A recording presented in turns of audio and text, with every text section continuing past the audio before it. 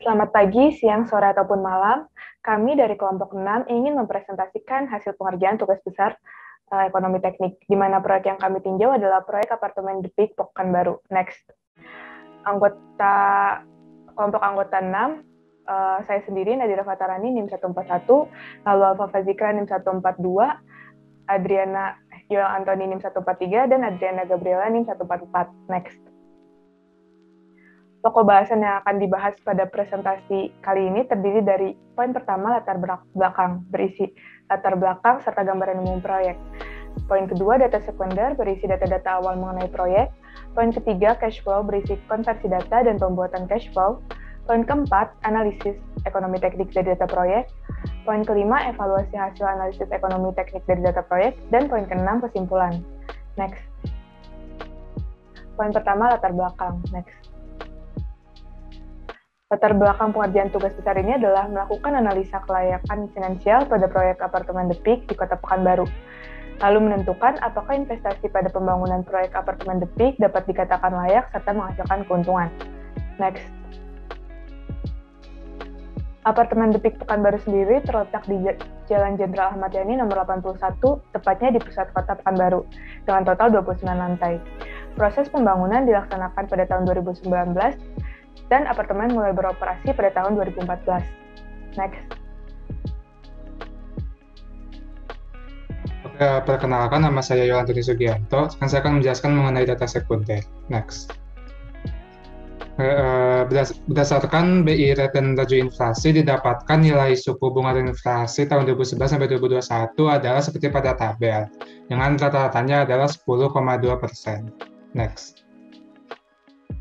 Nah, kemudian untuk biaya investasi sendiri nilainya adalah seperti pada tabel, di mana proyek ini dimulai pada tahun 2011. Next. Nah, untuk pendapatannya sendiri berasal dari 4 sumber, yaitu penjualan unit, service charge, sinking fund, dan juga listrik dan air. Next. Nah, untuk penjualan unit apartemen sendiri dilakukan pada tahun 2011 sampai 2014, dengan nilainya ada seperti pada tabel. Next. Nah, untuk service charge-nya juga nilainya adalah seperti pada tabel, di mana nilainya akan meningkat 10% tiap 5 tahun. Next. Untuk sinking fund juga nilainya adalah seperti pada tabel, dan nilainya juga akan meningkat 10% tiap 5 tahun. Next. Kemudian untuk biaya listriknya sendiri juga nilainya adalah seperti pada tabel, dengan peningkatan tarif tiap tahunnya adalah 3%. Next.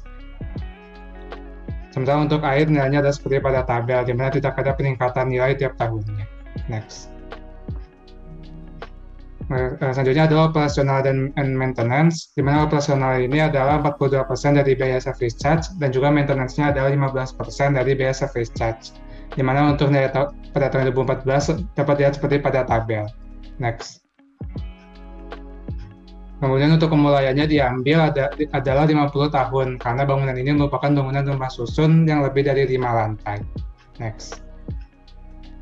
Oke, saya juga menjelaskan mengenai perhitungan cash flow. Next. Oke, sebelumnya akan dilakukan konversi nilai-nilai tadi, di mana yang aslinya dimulai pada tahun 2011 diubah menjadi tahun sekarang, yaitu dimulai tahun 2021. Di mana untuk biaya investasi sendiri dikonversi ke tahun 2021, dengan nilainya adalah seperti pada tabel. Next. Untuk penjualan unit juga dilakukan konversi dari tahun 2011 sampai 2014 menjadi 2021 sampai 2024. Di mana untuk penjualan tahun pertama dan tahun kedua dapat dilihat pada tabel. Next. Kemudian untuk tahun ketiga dan tahun keempat juga seperti pada tabel. Next. Kemudian untuk service charge juga dilakukan konversi dari tahun 2014, yaitu tahun bulannya beroperasi, menjadi tahun 2024. Nyaman nilainya adalah seperti pada tabel. Next. Kemudian untuk sinking fund juga diubah menjadi tahun 2024, di mana nilainya seperti pada tabel. Next. Untuk biaya listrik dan air juga sama, diubah menjadi tahun 2024, yaitu nilainya seperti pada tabel. Next. Dan untuk biaya operasional and maintenance juga akan diubah ke tahun 2024. Next. Selanjutnya dilakukan rekapitulasi revenue atau pendapatan, di mana kita menjumlahkan jumlah penjualan unit, service charge, sinking fund, listrik, dan air, di mana nilai tiap tahunnya adalah seperti pada tabel. Jangan lupa juga untuk nilai service charge dan sinking fund akan naik 10% tiap 5 tahun, dan untuk biaya listrik akan naik 3% tiap tahun. Next. Oke, untuk nilai operasional dan maintenance juga dilakukan rekapitulasi, yaitu menjumlahkan operasional dan maintenance. Next. Berdasarkan data awal tadi, dilakukan perhitungan cash flow dengan mengubah semua nilai tiap tahunnya menjadi tahun sekarang, yaitu tahun 2021. Dan dengan perhitungan cash flow tiap tahunnya adalah seperti pada tabel. Kemudian selanjutnya akan dilakukan perhitungan total cash flow, yaitu cash flow sebelum ditambah revenue, dikurangin cost, dikurangi operational and maintenance. Di mana nilai total cash flow tiap tahunnya adalah seperti pada tabel. Next. Maka berdasarkan perhitungan cash flow tadi didapatkan cash flow diagram dan net cash flow, di mana diagramnya adalah sebagai berikut. Next. Perkenalkan, nama saya Briana. Saat ini saya akan menjelaskan tentang analisis proyek. Yang pertama ini kita akan menganalisis berdasarkan net present value atau NPV. Berdasarkan perhitungan cash flow yang telah dijelaskan oleh teman saya tadi, diketahui bahwa didapatkan untuk present value dari revenue, cost, dan operational maintenance pada PPT. Kemudian kita bisa menghitung nilai NPV-nya dengan memasukkan pada rumus dan didapat nilainya itu 120, 535, 184, 181 miliar.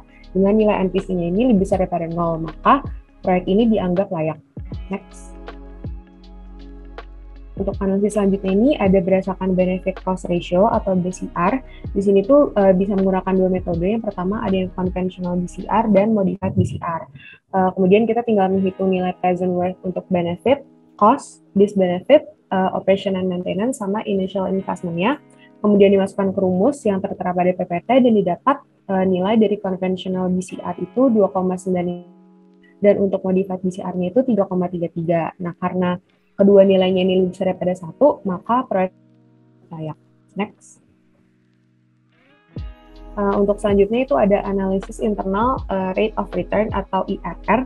Di sini tuh maksudnya kita tuh ingin mengetahui berapa sih tingkat pengembaliannya yang saat kita lakukan analisis cash flow itu NPV-nya tuh bisa sama dengan 0 gitu. Nah, dengan memasukkan nilai-nilai dari yang tertera pada tabel yang menggunakan rumus yang di samping juga itu yang udah ditulis di PPT, didapatkan nilai IRR-nya itu 104%. Nah, karena nilai IRR-nya ini lebih besar daripada MAR 8,53%, maka proyek ini juga dianggap layak. Next. Nah, kemudian analisis payback period, di mana di sini tuh kita ingin mencari periode yang diperlukan untuk mengembalikan jumlah investasi yang udah kita keluarkan. Nah, biasanya ini tuh ditandai dengan adanya perubahan tanda dari negatif ke positif. Berdasarkan tabel yang udah dimasukin di PPT, bisa jadi perubahan tanda antara tahun ke-0 dan ke-1, maka payback period itu juga terjadi di antara tahun ke-1. Next. Kemudian ada analisis sensitivitas. Di sini tuh kita tuh ingin tahu sejauh mana sih dampak yang dihasilkan jika terjadinya perubahan pada beberapa faktor proyek tersebut. Nah, di sini besar perubahan yang kita gunakan itu yang akan dianalisis itu dari min 40% hingga 40%. Di sini tuh aku akan menjelaskan contoh untuk present value investasi. Jadi kalau misalnya yang berubah itu investasinya, maka kita akan menghitung dulu present value yang baru yang berubah ini dari investasi, kemudian akan dihitung nilai NPV-nya. Kemudian cara yang sama juga digunakan untuk mencari NPV dari besar perubahan yang lain. Next. Nah, ini merupakan tabel dari analisis investasi terhadap NPV. Kemudian yang kedua itu tabel di bawahnya itu menggunakan faktor perubahan yang berbeda lagi, yaitu operation and maintenance terhadap NPV. Dan yang terakhir ada analisis sensitivitas pendapatan terhadap NPV. Next. Nah, di sini juga ada di plot grafiknya, analisis sensitivitas terhadap NPV dengan sumbu X itu merupakan dan sumbu Y-nya itu NPV-nya. Next. Baik, saya Alfa Zikra akan melanjutkan mengenai pembahasan evaluasi hasil analisis ekonomi teknik yang telah dilakukan terhadap proyek apartemen Detik Pekanbaru.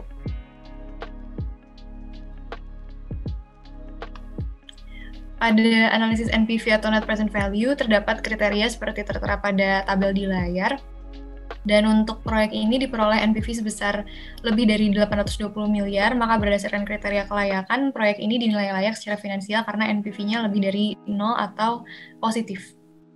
Lalu selanjutnya ada analisis BCR, dan pada analisis ini terdapat kriteria seperti tertera pada tabel di layar, dan dari hasil perhitungan kami diperoleh BCR konvensional sebesar 2,95 dan BCR modified sebesar 3,33.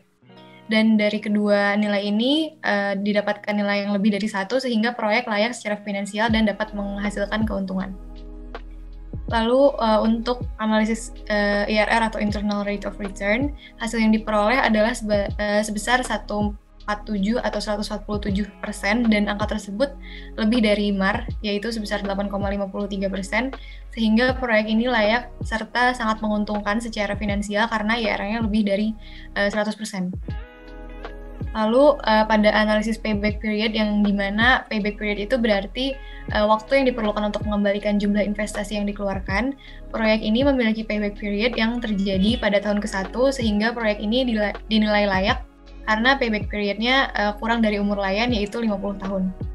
Dan untuk analisis sensitivitas sendiri diperoleh poin-poin sebagai berikut. Yang pertama, perubahan nilai biaya investasi, revenue, dan operation and maintenance akan memengaruhi nilai NPV secara keseluruhan.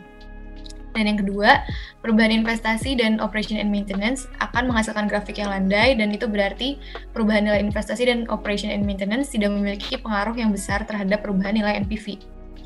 Sedangkan untuk perubahan nilai pendapatan didapatkan grafik yang lebih curam, dan itu berarti perubahan revenue memberikan pengaruh yang cukup besar terhadap perubahan nilai NPV.